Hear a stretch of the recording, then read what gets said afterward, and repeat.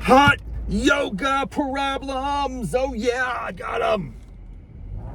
Whoa, look out. I got them. Oh.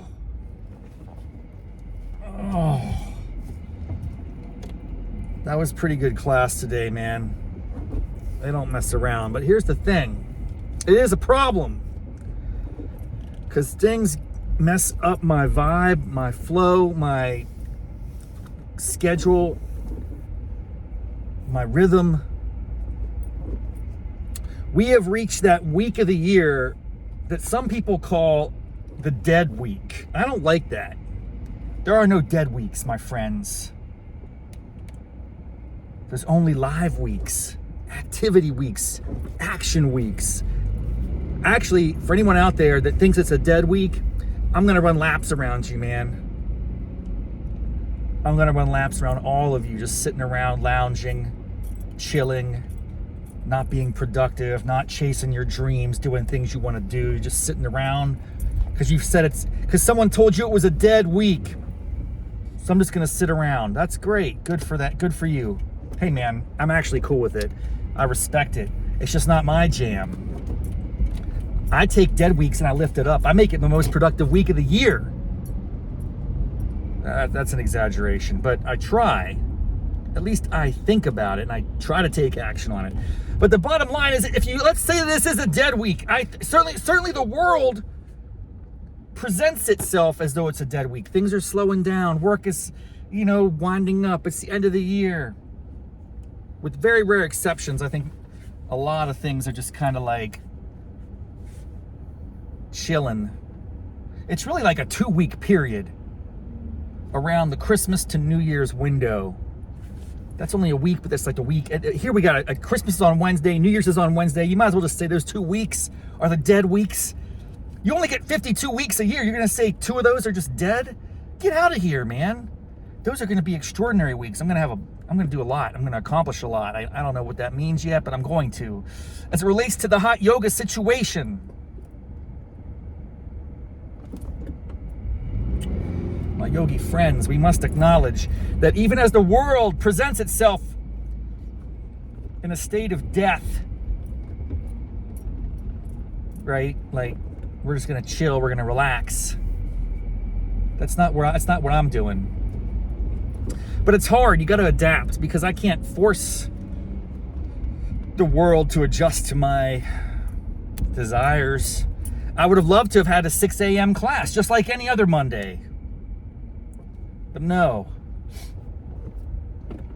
You look at the yoga app and it's like, oh, classes are canceled. Probably some of the yogis are flying around doing their holidays. Look, I respect it, I'm happy for them, but I would love to have had a 7 a.m. or a 6 a.m. class today. Instead, I had to do a 7:15, and that just throws me off. I don't know how I feel about the 7:15 class. It's not early. It's not afternoon. It's in between. How do you process it? My body wasn't prepared. I was waking up. I was awake. Usually the 6 a.m. class, I'm not awake.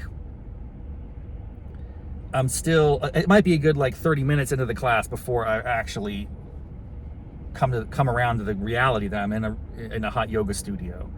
And that's by design. I want to be out of it for the first half of the session. It's just like a big blur. But when it's 7:15, I've had a cup of coffee, I've had I'm awake. My heart's been beating at a normal pace. That 7:15 a.m. class, that's also a strange start time. I think about things as usually being on the hour or on the half hour, but hey man, some studios, they gotta play games. What if a studio was like 7:08?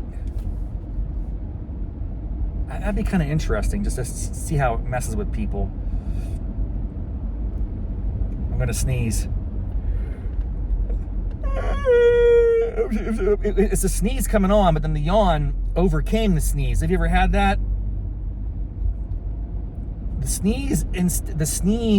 The anticipatory feeling of a sneeze is, I think, pretty cool. I enjoy it. Oh God, it's happening. It's like, it's gonna... it's building up. You know it's there, especially this one I have right now. It's been building for like the past couple minutes, and it's just getting a little momentum. And then that yawn, which came out of nowhere, my body's discombobulated. It's confused by the 7:15 yoga class. It wants to sneeze, and it's like, no, it wants to yawn. It's confused. It's throwing off the world, man. Things are out of sync. They're out of whack.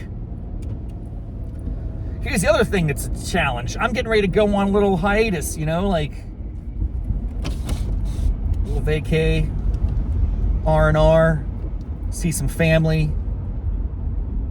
I'm going to maintain some episodes. I'm going to keep recording while I'm down in Duck. I may get a couple riffing with Raff interviews while I'm in Buchanan, hit up some old friends, do a little walk and talk down the beach and the boardwalk in Duck, North Carolina. So I'm going to keep up. I'm going to maintain.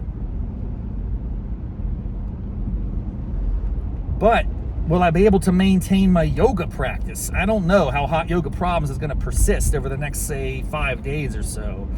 When I go to Buchanan, there's no yoga studio, and there's certainly not a hot yoga studio. So could I create that condition in my basement or something? I'm not sure. I'm just thinking Hot Yoga Problems might be on a little bit of a break for like a week. But I could hit it back up when I get back down to Duck. Duck's got some great hot yoga. Some of the earliest episodes of Hot Yoga Problems came from the OBX Hot Yoga Studio. So I'm probably going to hit that up. And those will be extended episodes because it takes a little bit longer to drive to and from the studio than it does here in Northern Virginia. So does anybody else have that problem of maintaining during the holidays? How do you, first of all, keep up the momentum, keep up the excitement, the enthusiasm? You got so much else going on. You're busy, rat race, driving around, getting here and there, friends, family, parties, religious ceremonies, whatever it is you got going on over the next week. It's busy time. How do you fit in the hot yoga, especially when they cut back the schedule because all their yogis are busy people too? They call it a dead week. It's actually as though we're living for other things week. We're dead on on some things, but then we're very alive on other things, right? So it's just kind of a fascinating quandary that we find ourselves in as hot yoga aficionados that we are. Oh, we're gonna figure it out though, and we're gonna push through, and we're gonna make 2020, 25. What year is coming up? Whatever year it is, you can go ahead, brother. All right. Whatever year is coming up, we're going to make it extraordinary. In fact, and I'll close out the episode with this as we ponder the possibilities. I almost am afraid to say it. Sometimes when I say something, it manifests into reality. But there is a, 31-day, I think, challenge the month of January. You want to start off 2025 with a death wish? You want to start marching into the grave 1 foot at a time? You do hot yoga 31 consecutive days. And you keep track of that. And is that an accomplishment? Or does it culminate in your leveling up to the next life? I don't know, man. I'm anxious about it, but I'm thinking about it. It's in my brain because I saw, hey man, marketing rules, advertisement, I'm all for it. Mad Men, I love it. I'm a fan. Because information in and of itself is worthless. How do you communicate that to people to make a difference, to change behaviors? That's really all that matters. You can have the greatest idea in the world, and if you can't communicate it, it's worthless. So someone had the really cool idea. They want to do a 31-day hot yoga challenge, and I think it's a thing. I think I saw a marketing ad. It was in the email or it was on a banner in class. I don't remember exactly. You sign up for it, and then you have like a public commitment. Like you're out there.